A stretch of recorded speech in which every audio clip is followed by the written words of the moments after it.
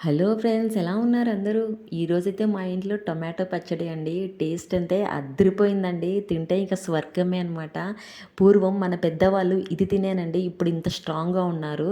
So, దీన్ని ఎలా prepare చేసుకోవాలో చూద్దాం. ఇప్పుడైతే పొయ్యి మీద కడాయి పెట్టుకొని తగినంత ఆయిల్, కట్ చేసుకున్న ఆనియన్స్ దోరగా వేయించుకోవాలి. ఇప్పుడు కట్ చేసుకున్న 4 టొమాటో ముక్కల్ని కూడా అందులో వేసేసి మగ్గించుకోవాలి మూత పెట్టేసి. ఇప్పుడైతే 4 ఎండుమిరపకాయలు, 4 వెల్లుల్లి రెబ్బలు యాడ్ చేసేసి మూత పెట్టేసి దగ్గరగా అయ్యే వరకు మగ్గించుకోవాలి ఈ టొమాటో ముక్కలన్నిటి కూడా. ఫైనల్గా వచ్చేసి కొంచెం చింతపండు యాడ్ చేసుకొని 1 టేబుల్ స్పూన్ కారం కూడా యాడ్ చేసేసాను. ఇప్పుడైతే మగ్గించింది కదండి, మగ్గిన తర్వాత దాన్ని బాగా చల్లారనిచ్చి గ్రైండ్ చేసుకోవాలి.